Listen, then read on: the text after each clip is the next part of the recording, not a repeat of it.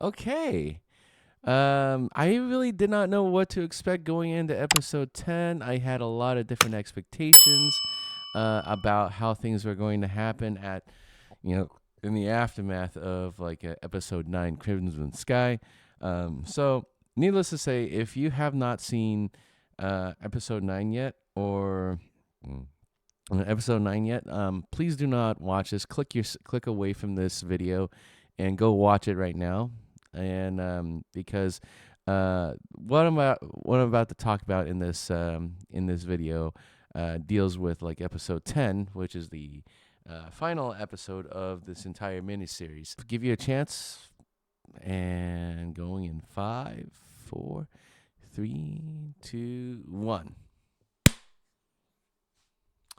Episode 10 was to me was a very interesting end cap to the entire series. I would say in order to fully appreciate the final episode, you have to go and putting aside some expectations. I know personally, I had expectations to see something that was full scale, more full scale than what we got out of this episode, which is effectively the end of the entire miniseries of Shogun. And I actually am appreciative that they actually went down this route of not continuing the show after the end of it. So I will respect them for for the creative choice to do so. Especially that I am not I've not known anything about the book itself, but I would be interested in actually reading the book sometime after wrapping up on the show. So which I actually ended up thinking the show overall was quite awesome. And then here I do believe that yes, it does feel as though that there were a lot of parts that may have gotten left out, but what they kept intact in the show does end up resonating really well. As someone who is from the outside looking in, having cracked open the book, I say that the episode does hit more than miss. And so I mean I have to say, I've had such a wonderful high watching the entire series, starting from episode 1 to episode 9. And the only mistake that I had made with Shogun was not having subscribed when subscribed to the service, to either Hulu or Disney Plus when Shogun actually released. And so I was left having to rush through a bunch of episodes, not really taking time to digest what happened. And in my previous video, I do believe I may have gotten some details not exactly right, but it's but I will go ahead and full on admit that was a thing. I really do appreciate everyone who has been watching my take on Shogun, and I very much and at the end of Shogun, I ended up enjoying the show a lot more than I was expecting to, even after having put aside my own personal expectations and just what I originally thought was anticlimactic turns out to be okay. This kind of makes sense, and they are going to basically put a cap on the remainder of the series because this is meant to be a mini series, and then instead, what is offered here is still just as satisfying, but in a different way. But yeah. Anyway, let's go ahead and start off with the episode, which sees the aftermath of episode 9, where Anna Sawai's character Mariko is killed in the blast at the storehouse. So so in the blast, Mariko is killed, and I did see along with another believe is another consort, or and then the engine is knocked out in the blast. So and after and because of the blast, the engine is knocked unconscious, and then he he is actually having dreams of his life, after his time in Japan when uh, his two dream grandsons, try to mess around with his katana that he has brought back from Japan. And so he's just basically trying to figure out like what's going on here. Why is he so old? And and then he and then so he comes to, and this is just going to be like a minor spoiler, but he has dreams about having returned to his home country, because then he snaps out of it thanks to Yabushige, who survived the blast, and along with most of the group that was in the storehouse. So, and this is significant because the episode does deal exactly with the aftermath here. So what happens after the storehouse blows up is essentially after the storehouse blows up, we see a bunch of things happening. There's still the council still schemes and trying to figure out how to deal with the blast, and in dealing, but more so with Mariko being killed by the shinobi. So then the question is how does everyone going to be going to handle this? So I don't know that I can really get more into it in this section, but but I will just go ahead and focus on some of the broader strokes. So in this episode, there are a lot of things that get shared. Mariko had a lot of poems that she had shared.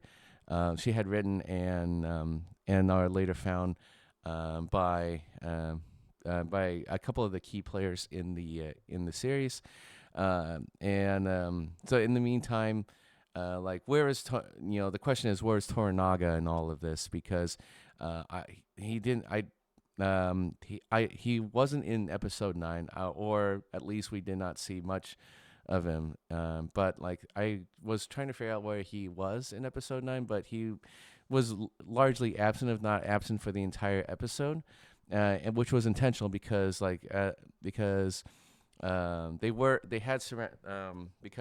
Anjin, Mariko, and Yabushige, they all were surrendering on his behalf.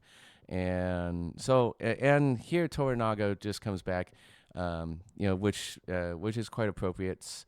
And then things happen where with the aftermath of Mariko, Osaka castle is in complete disarray, and now everyone's trying to figure out how to pick up the pieces from the and so that's essentially what this episode deals with. But not only that, but considering that this is the final episode, how does this whole conflict between Toranaga and the regents in Osaka resolve? So this is essentially the big question that does get answered. And I will say that so in the spoiler, I would say the episode does falter a bit by the third act, because by the third act, there's really not a build up to to the conflict that I had originally expected, and this is just basically my own perspective. And again, clarifying that I am not a student of the book, but rather a moviegoer who and a film and a showgoer who was expecting a conflict and didn't really quite get that. But what ends up being offered here is actually, not quite as satisfying, but it was satisfying enough that I got the whole point of the show. So, so overall, I think so I had a chance to watch the episode twice just to ensure that I got all the details, or as many of them as I could. And by the end of the second viewing, I really very much understood what was to come, and then taught me a lot more about the concept of shukame, because you will basically learn about that. Like in a lot of the lessons that were presented, throughout the show, do come into focus a lot more. And by the end of it, I was actually left satisfied with how they chose to end the series. So overall, I'm gonna go ahead and give this an 8 out of 10. So this is basically like it's not the most perfect ending, but I do respect the vision that was like that was offered by the original author of the novel. I personally will be picking this up as well. I mean, this is a very good story, and I'm dying to see like what was possibly left out. But I did appreciate it, and I want to give a shout out to the creators, like the creative leads who actually brought this, who definitely adapted this novel, and well done to Hiroyuki Sanada, and then Cosmo Jarvis, and everyone else who was involved in the show. So props to them for putting together like one of the greatest like miniseries I've seen in such a long time.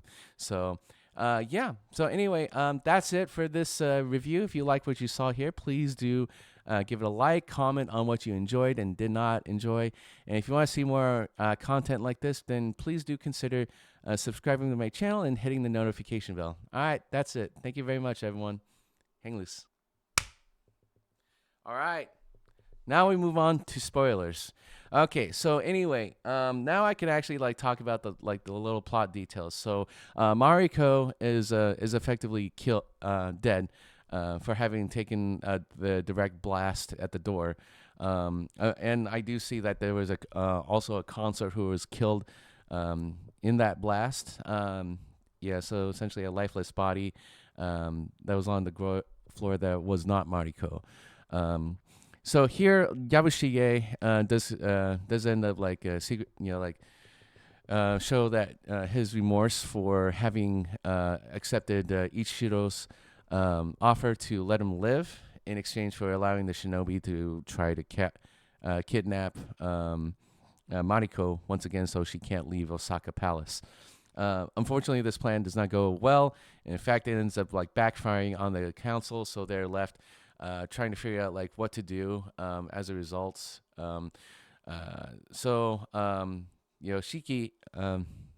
Seiki, Toranaga's brother, receives a letter from Toranaga declaring his intention to start a war against the regents for having allowed Mariko to die, and this is under the pretense that the families in Osaka, high families in Osaka, will support the move. And so this is where it starts to get a little bit exciting. So that because there's going to be this build up to this larger scale climax that will see leave us in suspense as to who's going to win this big old conflict. At least that's what I thought. And excuse me for thinking that, because this kind of thing usually leads to a larger conflict, which in some ways it kind of does. I'll talk more about that later. But anyway, I just thought I'd volunteer that little detail there. So while they're discussing how to handle Toranaga, the Christian regents suggest that they bury Mariko in the Christian tradition. When Ishiro wants to refocus attention to Toranaga,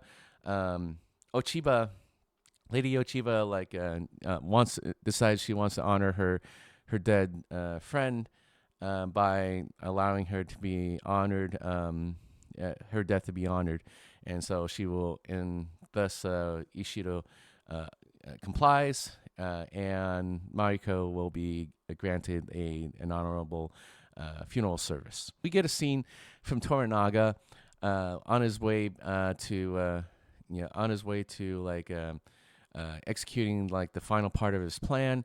But before doing so, he sends away his falcon and wishes for it to bear many daughters, which I thought this detail is quite significant because typically, like in this period, it seems that like men go to war all the time, and they do so for this and that. But by saying like, "I hope that you bear many daughters," I think that he is implying that he hopes that the falcon finds peace in its life, and then not be alone either. I think that I think that which I thought that that little detail was quite touching. Going back to the council, the Ishido effectively loses interest in the Anjin, because like it doesn't matter what happens now. Like there is going to be the conflict has effectively kind of exploded.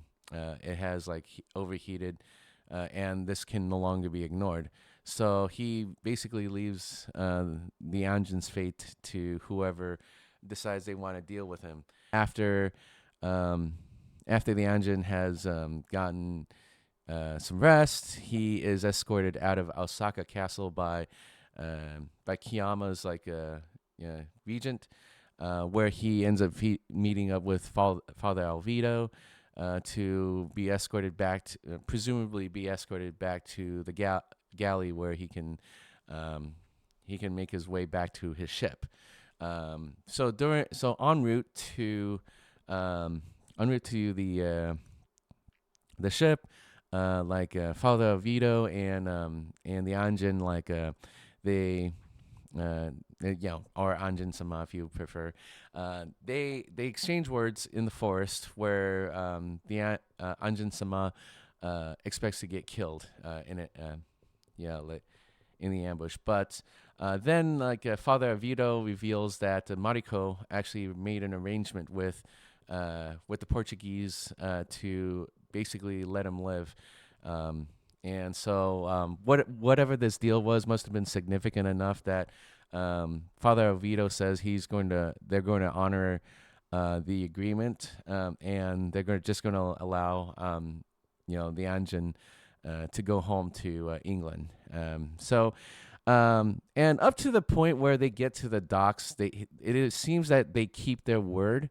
And then the Anjin is basically on a boat heading presumably back to his ship, but he is basically in tears because of all the messiness he went through. Mariko dying, and like seeing people that he actually ended up going to care about die, and seeing that he's been freed from what could have been a lifetime of servitude to the Japanese, and now he's and to suddenly be free to go home to whatever it is that he does. So, and that it's a wonderful, comforting feeling. It seems like he's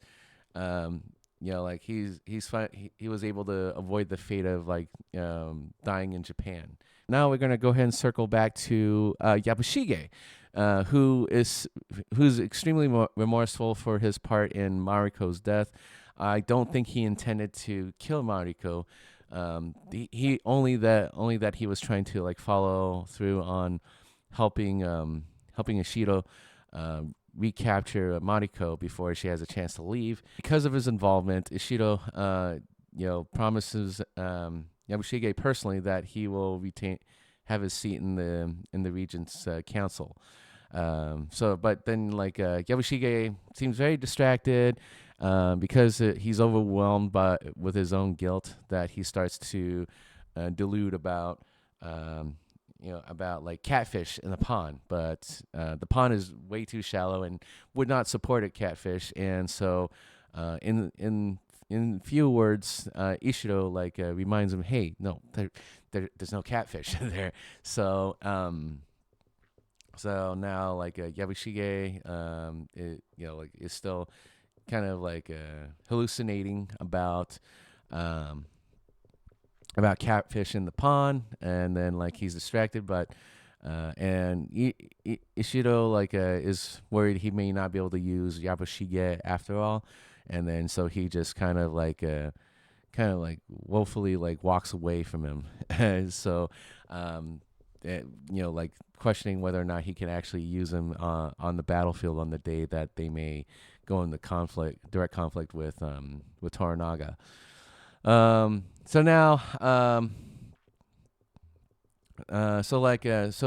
throughout his journey, Anjin, continues to dream about his time, England, and then but then he comes to, and he seems to be finally free. So, and like on the ship back to a Geno village within like the Izu fief that Yabushige still controls. Yabushige is basically begging for the Anjin to take him with him back to England, so that he can be free of all the death and the misery. But before they can say anything else, they return to the village, and unfortunately, the Anjin's former ship Erasmus has been destroyed.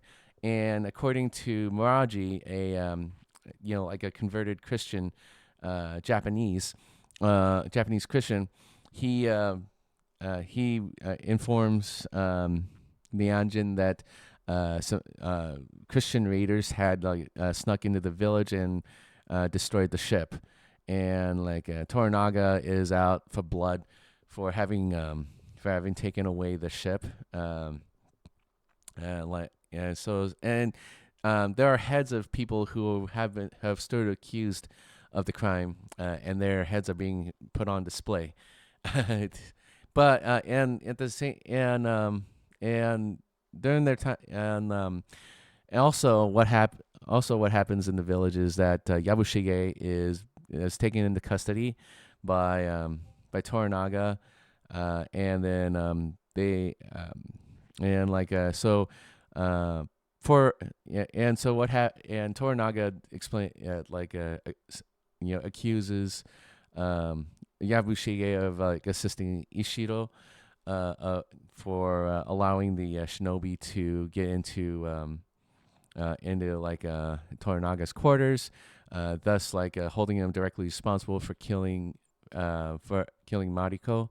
And as punishment, Omi is left to take charge of a Geno village, but the fate of the Izu fief that Yabushige once owned is no longer his, and is now within Toranaga's control. So, and Toranaga also sentences Yabushige to death by seppuku the next day. So that and that's where we leave off with Yabushige at this point. Meanwhile, the Anjin is trying to readjust to his circumstances at his old home in Agino. And during this time, Fumi returns. Fumi returns, and she has brief conversations with the Anjin, and and she reveals that her service to Toranaga is coming to an end, and that she is being allowed to become a nun, thus ending her service as a consort to the Anjin. The last moments that Fuji and then the Anjin have about trying to let go of loved ones who they've lost, they actually do together. So Fuji was given the urns of ashes of her husband and their infant baby. So the Anjin encourages her to just spread their ashes into the shore, and then Anjin does the same with Mariko's rosary, but with and then Fuji ends up holding Anjin's hands holding holding the rosary, basically making a callback of a phrase that was shared by that was actually shared by Mariko in the first episode. Let your hands be the last one that hold her, which also were like a similar like set of phrase that was shared regarding like her holding her son for the last time before the son is sadly executed along with her husband. Um, and I thought that callback was actually quite nice. It was a nice tender moment between two strangers who finally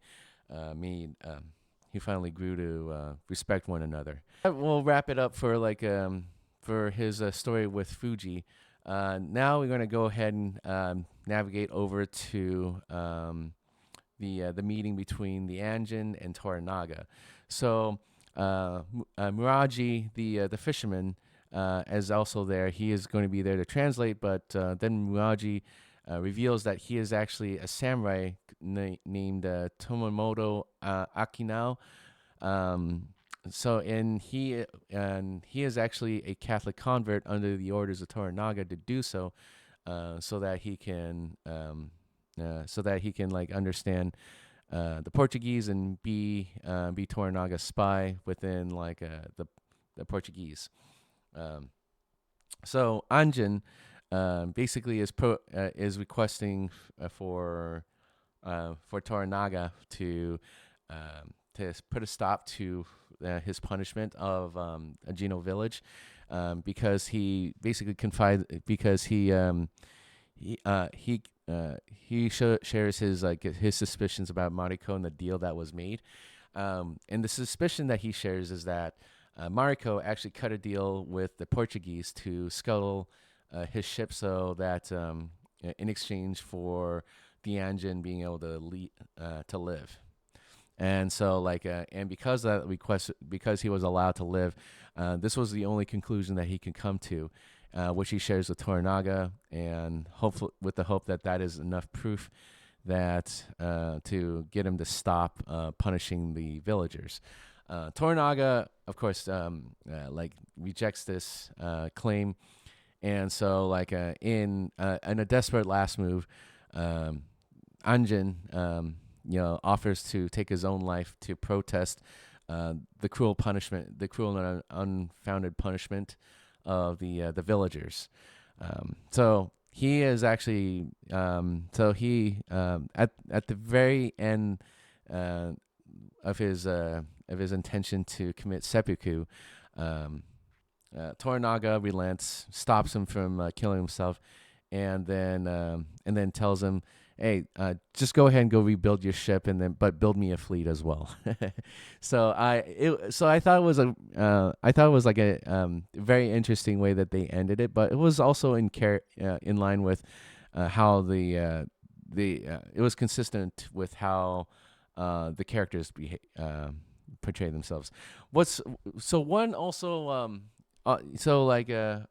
One other detail that I really appreciated was like how the Anjin Blackthorn actually adapted well to Japan, and his by this time his Japanese has improved significantly, that he could use simple words to convey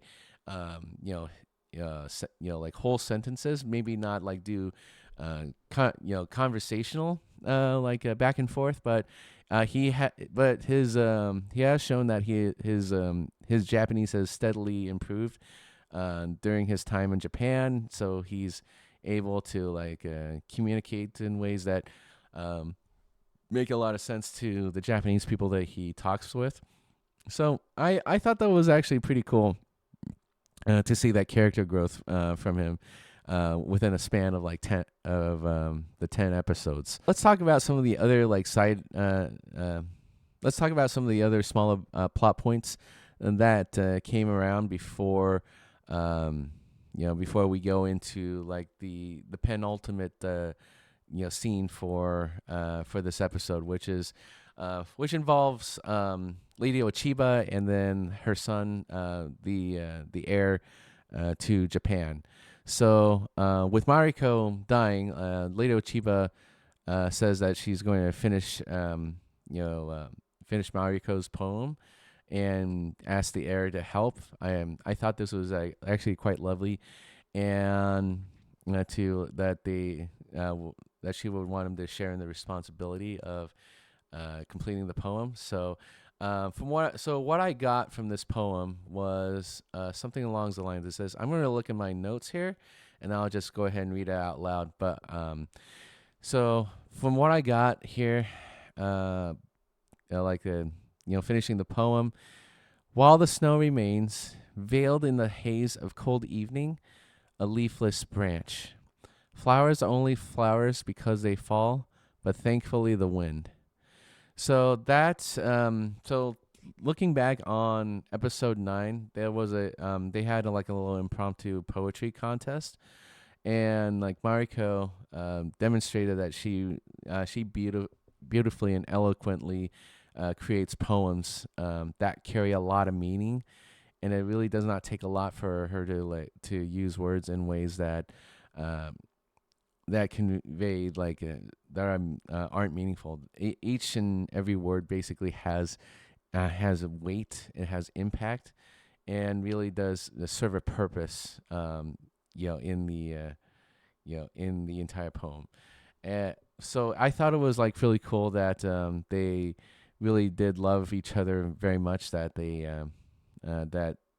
one would be willing to finish the other's work, and just share something that was like that really meant personal, even if it was directly aimed in ways that let's just say were less than cordial, which ultimately become cordial because they end up resolving even after death. Why is this important to like bring up Lady Ochiba in this context? It's because the net the because it doesn't exactly segue here because like I was taking the plot points out of order, but here it's in this case I'm just gonna we can just flow right into one of the nicer moments, which is like when Toranaga gets to see his newborn son out of one of the many wives that he has. So like Toranaga gets to like hold his son for a little while, and then and he's very thankful that his wives take good care of of his children. And shortly after he meets his new son, like his other wife, brings him a note that was written in by Lady Ochiba.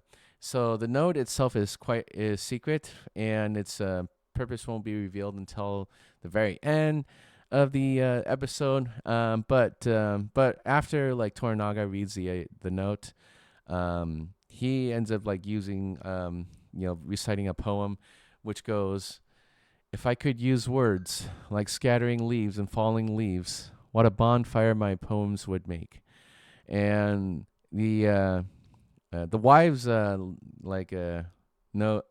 that Toranaga would not have been able to make up those words, and they conclude that it was actually Mariko's one of Mariko's many poems, and so and the quick follow up to this is that like Mariko started a bonfire that that basically shook the heavens of Osaka Palace recently with her sacrifice, as it turns out. So, and now we're gonna get to talk about like the penultimate scene in the episode, which is Yabushige meeting his final moments with Toranaga.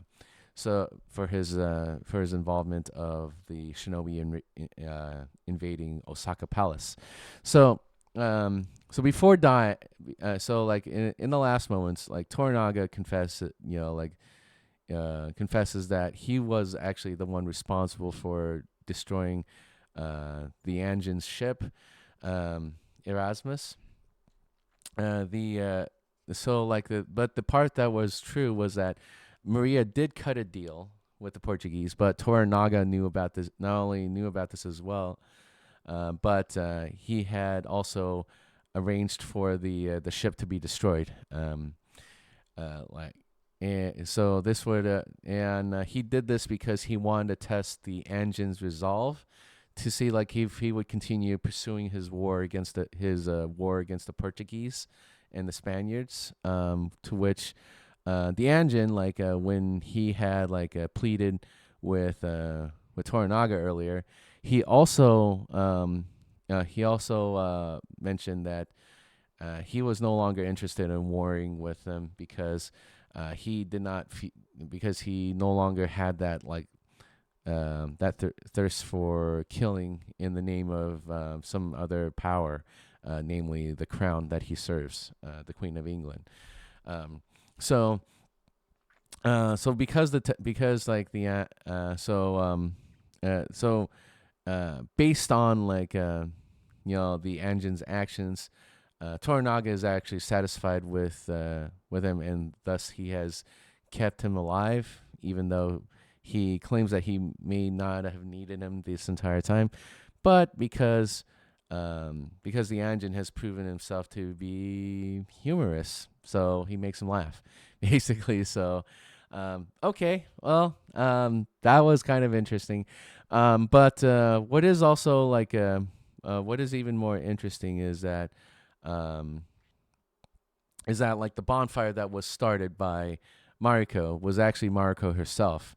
So he talked about how Crimson Sky was like a far fetched plan. It was like basically something that was dreamed up of thin air, that would never really work, because Osaka Palace would be resilient against that. So the other approach was to essentially send Mariko to her death. So Mariko's um, uh, Mariko basically selling herself out to be a martyr, whether she truly had the death wish that was motivating her, or if she was if it was an act. It really becomes immaterial by the time that she actually follows through with killing herself, and thus shifting the playing field significantly, because what happens next is that the note that Toranaga shows, he reveals that Ochiba has now secretly pledged to support Toranaga instead of Ishiro, because Ishiro may have likely like orchestrated the invasion, and thus when the time comes for Toranaga to fight the remaining regents, because like Ochiba will pull her and the heir will pull their support from the regents, and Ishiro will be forced to stand down effectively. So while they meet on the battlefield, and this is the big glimpse here. So it is so like what's implied here very strongly by Toranaga himself is that there will be no fight. Basically, they'll meet up and will square up against each other, but then they won't fight because the will is effectively lost without the backing of the heir. Likely the regents will turn on Lord Ishiro, and Ishiro will not have the will to fight, and Toranaga then becomes the shogun of his hometown Edo, and this is how he achieves peace. It's not through like force, but it's like through being the most cunning, the most strategic, the smartest of all the regent lords. And so this is where I kind of had my disappointment. I thought that there was going to be a full-scale assault because of Mariko's death, but and unfortunately, I didn't get that like yeah, full scale like battle. But then again, maybe I was trained to think that way based on like the many movies I've seen in my lifetime, and and then instead something else does happen. So the alliances have shifted, based on what what has transpired. Like Ochiba will essentially turn on Ishiro, and there won't be any real conflict, any physical conflict. There won't be any war. There will just be an era of peace that Toranaga was aiming for. So all of this is confessed. Yabushige basically, like uh, kind of downplays it as being like needless hypocrisy, where lesser men and women's lives, are effectively thrown away at the service of the regent lords and basically people um, in higher stations of power, which which is essentially like was like um, which is underlined throughout the course of the this period study. So shortly after they talk about like what's going to happen. They follow through. Like Yabushige follows through with his punishment. He commits seppuku, and then in samurai style, Toranaga beheads him, and thus ends Yabushige's life. And then the ultimate final scene is that the Anjin successfully commands the men at Jino village, including Buntaro, the widower of Mariko, to help pull the ship pull in like the remains of Erasmus in, and then they get to celebrate over it. So he and Toranaga look at each other one last time, and then cut the credits, and that basically wraps up the entire the last episode of the entire series. So looking at the article, so I took a look at after the show ended, I actually took a look at started googling some articles on whether or not what's going to happen in season 2, and it turns out they won't be as season 2. So according to the the creatives behind the show, they intentionally decided to just that 10 episodes was more than enough to like capture the entire the capture of the novel. And so I respect them for this, and this is why like my disappointment was actually kind of blunted a little bit, because like the creatives really are paying respect to the creative work that was expressed here, and for that I wholeheartedly commend them for doing so, just showing nothing but great respect for such an incredible period piece. Thankfully it was so it also made me like think that there's a lot of hope for like authentic culture pieces, particularly like revering Japanese culture, and that as long as you keep it authentic and keep it real, without any need for some insertions to check off certain diversity boxes. The show itself is going would end up to be some of the best works that you end up having. Just let the creatives do what they do best, and do so with the intentions of what they were going for. And for that, I really did. I am very thankful for that. So even though I gave the episode an 8 out of 10, what this rounds average the average of the entire show. If I were to think about it, I think like many of the episodes would have gotten a 10 out of 10. Um, like in comparing with this episode, this itself would be an 8 out of 10. But I think like if we were to simply just round down, I would say that this would still average out to a 9. The entire series. It was, but but don't let it take away from it all. But I will say that this is still like one of the greatest successful adaptations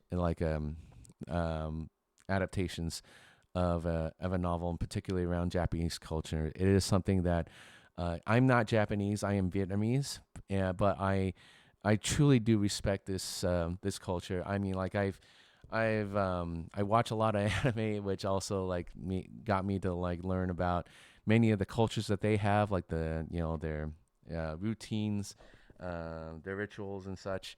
And I'm fascinated by all of it. So well done to the creatives at Shogun for keeping it authentic. And it's also great to hear that like a lot of people we would have never heard about got an opportunity to do something grand scale like this. So thank you very much for making it a wonderful episode, show.